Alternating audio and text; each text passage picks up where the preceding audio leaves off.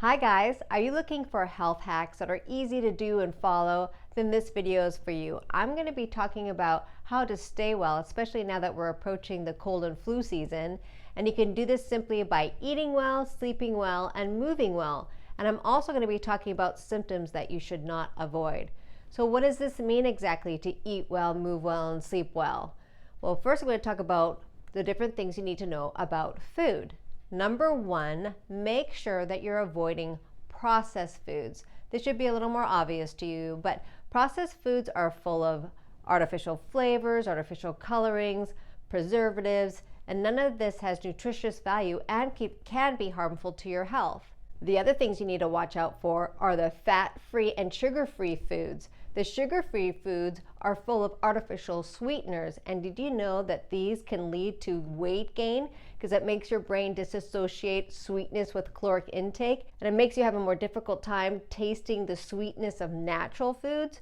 Like if you eat something that has artificial sweeteners in it, and then you eat something that has sweetness in it, like a carrot, the carrot does not taste as good, so you're less likely to eat it. And then it makes you crave more sweetness, it makes you more hungry, and you tend to eat more. So avoid the sugar-free foods. Also avoid the fat-free foods because we need fat. We need the good fats. Now, I'm not saying to go out and eat fried food, but eat foods like avocados or fish because it has the essential fatty acids that we need. We need fat to absorb fat-soluble vitamins. They're called fat-soluble because they are soluble in fat, and that allows us to break it down and absorb it. So if we're eating fat-free foods and we're avoiding fat, we're going to be more deficient in the fat-soluble vitamins. An example of a fat-soluble vitamin is vitamin D. And I'm sure you've heard countless times now how imperative vitamin D is for your immune system. So avoid fat-free foods. Another thing you need to watch out for are foods that are label dressing, calling themselves healthy, like heart-healthy cereals. Well, we know most cereals are in fact not healthy for your heart. In fact, a lot of simple carbs have been shown to increase inflammation, which increases your risk of heart conditions. Another healthy food are things like protein bars to help build up muscle, but these are another form of processed food. Man does not make food better than nature. Instead, think of foods like nuts and eggs. And there are a lot of sports drinks that you think, oh, this must be good for us because it's for athletes. But in fact, it's basically corn syrup, table salt, artificial flavorings, and color. How is that a good sport drink to drink? If you want to make your own sport drink, simply take a pinch of sea salt, squeeze in a fresh lemon, add some honey for taste, and there you have it, an electrolytic drink that's actually good for you. And watch out for foods that are fortified with vitamins, because you have to make sure that they're fortified with plant-based vitamins, and often they're not. They're fortified with chemically derived vitamins. And if you want to learn more about vitamins, keep watching. I'm going to talk more about those later. And this one might surprise you. There are containers out there that label the foods 100% natural. And remember, just because it's all natural doesn't mean it's healthy for you. An example would be honey. It might be labeled 100% natural honey. When you look at the ingredients, that you see it's not just honey, but it also has corn syrup in it. Yes, corn syrup is natural, but it's not healthy for you. So make sure when you're getting honey that it's actually honey. The honey you have in your cabinet may not be just honey. So now I'm going to talk about the supplements really quickly. And I've talked about this before. I've talked about it in my Facebook Lives. It's on my website. But very quickly, the main thing to watch out with your vitamins is that it's plant-based. And how do you tell if your supplements are plant-based? Well, the easiest way is to go to the vitamin E in the label. If it just says vitamin E and nothing else, it's probably not natural. Because if it's natural, they're going to advertise it. And how they advertise it is they give the scientific name of vitamin E, which is D, the D version, and then a scientific name, alpha-dl-tocopherol. Now, if it's the chemically based one, which is actually not good for you, it would have the word alpha-dl-tocopherol. And how do you remember this? Well, remember, L is for liar. It is not good for you if your supplements have this, or if your food is fortified with vitamins and it has the vitamin E and it doesn't say that it's plant-based. Chances are it's not good for you. Another vitamin you have to watch out for is vitamin D. Vitamin D is really important right now with the cold and flu season coming. You want to make sure your vitamin D levels are at a good level, But you got to make sure it's the right kind of vitamin D. You want to make sure it's vitamin D3 and not vitamin D2. When it comes to vitamin B12, if your levels are low, it may be that you're not getting enough of it in your diet, or maybe you're not able to absorb it very well. If you're having trouble absorbing it, there are sublingual vitamin B supplements where you put it under your tongue so you absorb it directly in the mouth, because if you're having trouble absorbing it, that's the best way to get it in. And if you're having trouble even with that, like if you're not getting enough levels, then there are vitamin B12 shots. But again, make sure that it's the plant-based version. And one of the easiest food hacks is actually just simply drinking more water. If you're drinking water, your body has the fluids it needs to excrete out any of the extra waste it may have. If you're dehydrated, it's going to be stuck in your tissues, and that can lead to aches and pains. So if you have aches and pains or you're tender to touch, make sure you're drinking enough water and avoiding the drinks that actually dehydrate you, like tea, coffee, alcohol, and making sure you're getting the right kind of electrolytes. We talked about the sea salt versus the table salt. Table salt is just NaCl with filler and maybe some iodine. It doesn't balance our electrolytes. Sea salt has the micro minerals like the calcium, the potassium, the magnesium. So if you're having cramps or tenderness, it may be an electrolytic imbalance. So I've talked about eating well, which includes drinking enough water, but now we're going to talk about how to sleep well, because sleep is imperative to good health. So what are my simple hacks on sleeping well? This one might surprise you. Now, before I go into the hack, let me explain the why. We have an invention called light.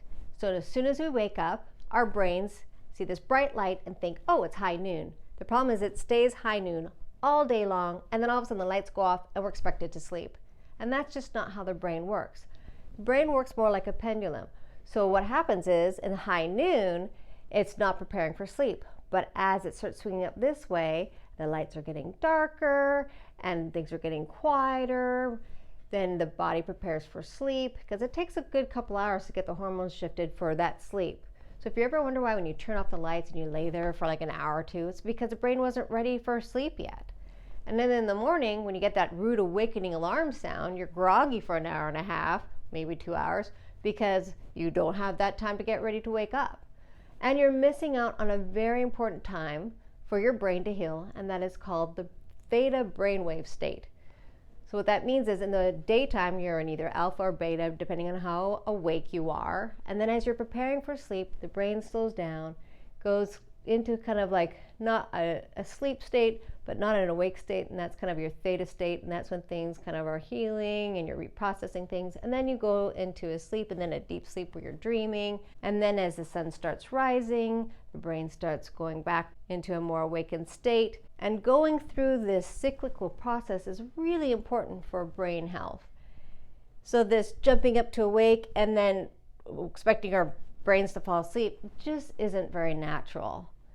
And the good news is they're making alarm clocks that are more conducive to this, where they start getting a light glowing or music starting to play from a quiet to a more loud sound. That's a good way of mimicking a more natural way of waking up. And to mimic the sunset, maybe for 2 hours before you go to bed, turn off all the overhead lights and have lamps on instead to kind of mimic that sunset. And another thing you can do is avoid anything that's negative before you go to bed. Turn off the TV, read a nice book, or watch maybe a comedy at least if you have to have that TV time. But avoid the negative stuff, because if your brain is in a state of fear, how are you going to fall asleep? Because there's a tiger in the room, and not a real tiger, but the brain's not going to know the difference. So make sure that you're in a nice, calm state. Maybe practice meditation right before you go to bed. Find a way that allows you to relax more right before you go to sleep. Here's an interesting sleep hack for you. Set your room temperature to 67 degrees. If you're a little cooler at night, your brain will cycle better, and so your cortisol levels will be better, and so you'll sleep better. So when you wake up in the morning, you're going to be more rested, have more energy through the day, be able to do more things, and so that, again, you'll cycle better the following night. And bonus, you'll burn more calories at night with the chillier temperature, and you'll burn more calories during the day because you'll have more energy. And last but not least, simply moving well is going to make you healthier. Now, it doesn't have to be fancy or difficult. You don't have to go to a gym or a yoga class, although those aren't bad things to do, but simply taking the time in the morning where you just spend a minute or two doing some very simple stretches. It may just simply be taking your knee to your shoulder, then the other shoulder, raising your arms overhead. It's really that simple. And a lot of people, they'll get like stiff shoulders or achy hips because when's the last time you brought your arms up over your head? It's probably been a minute. And that's why it's starting to get stiff. If you don't use it, you lose it.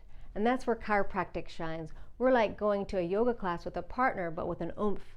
We'll get you feeling better and moving better, so you're more likely to keep moving. And plus, if you have a chiropractor on your healthcare team, we can give you natural remedies for any kind of ailments you might have. And we can also let you know it is time to see a healthcare provider that has different kind of specialties. So with that said, I'm going to talk about symptoms that you should not ignore. So if your pain is so severe it's affecting your sleep, see a chiropractor. We'll let you know if it's something that we can fix or direct you to a specialist that can.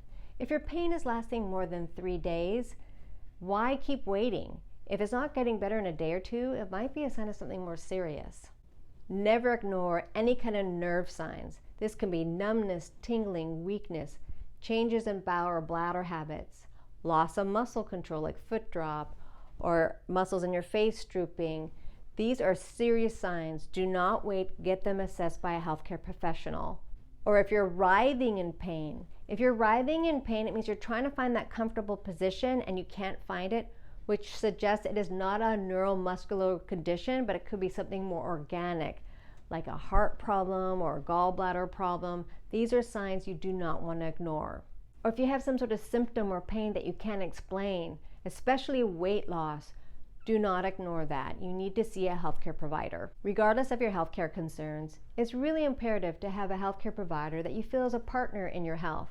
Somebody who will listen to you, address your concerns, give you alternatives, and that has your best interest in mind. And this is why I like Chiropractic. We're more than just neck and back pain specialists. We're your partner in your health. Our patients know that if they have any healthcare concerns, they can give us a call and we'll let them know if it's something that we can address or tell them who would be a better person to see for that condition, or we'll even hold their hand through a process that we may not be directly involved with, but we can help explain the medical terminology to them, because a lot of times the other healthcare providers just don't have time for that. Again, I may be biased, but seeing your chiropractor once a month or once a quarter or even once a year to have your body assessed instead of waiting for the pain, because we can find things before they turn into a problem. So I hope this has been helpful. If it has, let us know by clicking the like button. And if you haven't already, please subscribe. That helps YouTube know that we're doing a good job here. And if you have anything else you want us to talk about, write them down below and we'll see what we can do. And until next time, stay well.